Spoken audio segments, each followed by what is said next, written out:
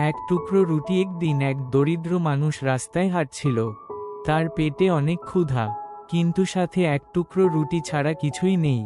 হঠাৎ সে দেখতে পেল এক বৃদ্ধ লোক রাস্তায় বসে কাঁদছে। কাছে গিয়ে জিজ্ঞেস করল, চাচা, আপনি কেন কাঁদছেন? বৃদ্ধ বললেন, 3 দিন ধরে কিছু খেতে পাইনি, আজও আল্লাহর উপর ভরসা করে বসে আছি। লোকটি একটু থমকে গেল, তার নিজেরও তো খাবার নেই। কিন্তু মনে পড়ল রাসূল বলেছেন, যে নিজের জন্য যা চায়, ভাইয়ের জন্যও তাই চাইবে।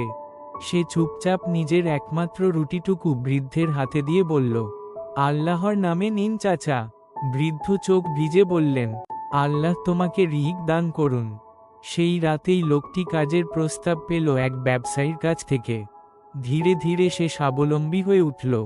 সে বুঝল, আল্লাহর পথে দেওয়া কখনো বৃথা যায় না।